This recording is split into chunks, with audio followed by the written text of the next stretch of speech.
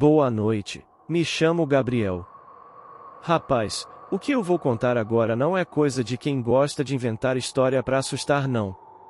Isso aconteceu comigo, lá na chácara do meu primo, e até hoje, quando lembro, arrepia a espinha. Então se ajeitem aí, que é pra ouvir direito, porque cada detalhe importa. Era começo de outono, e a chácara do meu primo ficava lá no final de uma estrada de terra, cercada de mato grosso e uns eucaliptos altos que pareciam tocar o céu. A gente resolveu ir passar o fim de semana lá, porque precisava descansar da cidade, do barulho, da correria.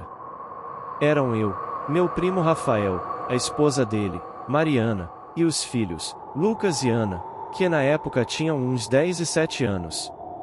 Chegamos à tarde, quando o sol ainda iluminava aquela terra vermelha, e a primeira coisa que percebi foi como o lugar parecia isolado, não se ouvia carro, cachorro, nada. Só o vento mexendo nas árvores. A chácara era simples, mas confortável. A casa era de madeira escura, com varanda na frente e portas rangendo quando o vento batia. Havia uma horta no fundo, um pequeno galinheiro, e uma cerca que mal separava o mato da propriedade. O cheiro de terra molhada, de madeira antiga, dava um ar de paz, até que o sol começou a se pôr. No primeiro jantar, estávamos rindo, contando histórias da cidade, até que Lucas comentou: "Tio, eu acho que vi alguém lá fora, perto do mato." Rafael olhou pela janela, mas não havia nada. Eu até dei uma risada, pensando que era brincadeira de criança, mas algo naquele silêncio fez meu estômago apertar. Mariana tentou acalmar os meninos, dizendo que era só sombra de árvore, mas eu notei que o vento tinha mudado. Ele parecia mais pesado. Como se carregasse algo estranho. Depois do jantar, decidimos subir para os quartos. A casa rangia a cada passo, e as sombras criavam formas na parede que pareciam se mexer.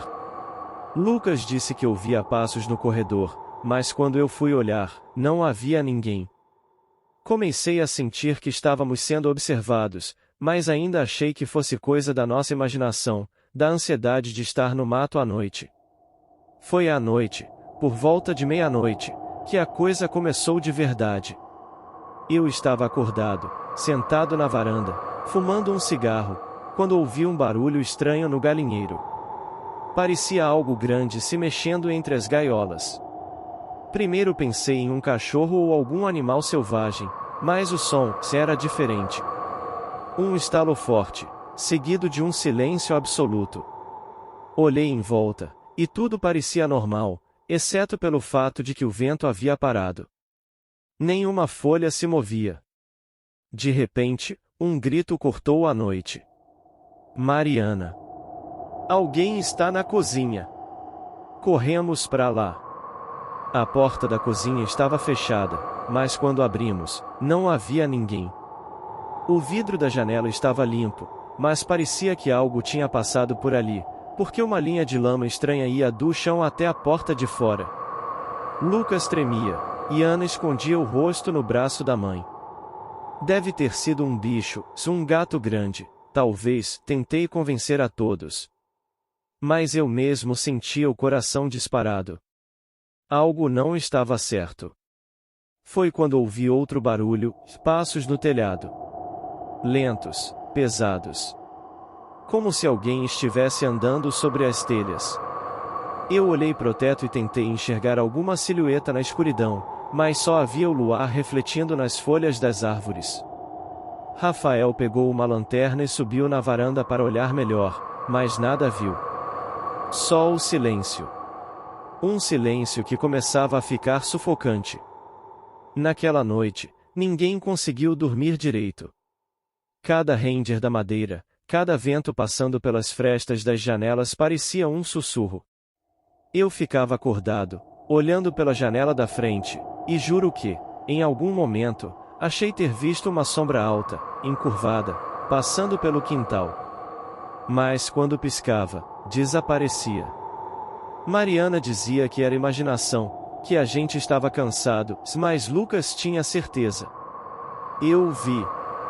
Tinha um homem, mas não era humano.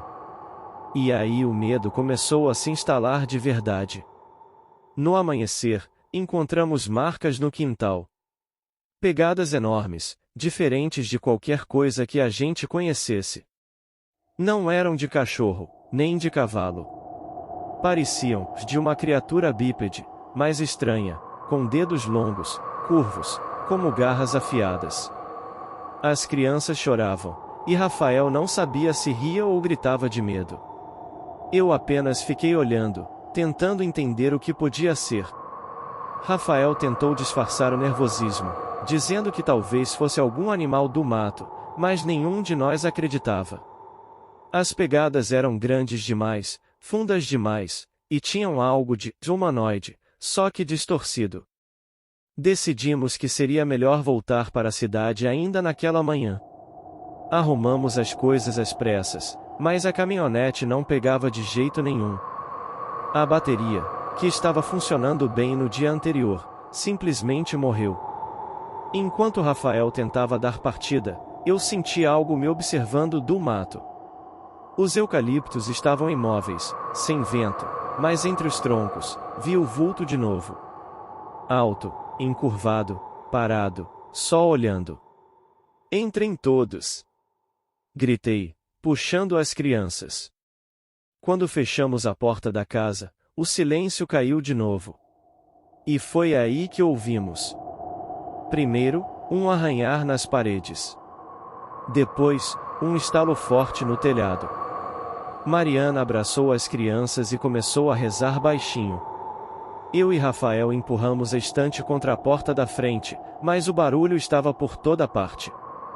Como se a criatura circulasse a casa, procurando uma brecha. De repente, silêncio total. Um silêncio que doía nos ouvidos. Olhei pela janela e, sob a luz fraca da manhã, vi o que nos rondava. A criatura estava parada no quintal, de frente para a casa. Alta, desproporcional, braços longos quase tocando o chão, pele escura como sombra, e aqueles olhos vermelhos fixos em nós. Não se mexia. Só olhava. Por instinto, peguei uma enxada que estava encostada na parede e abri a porta.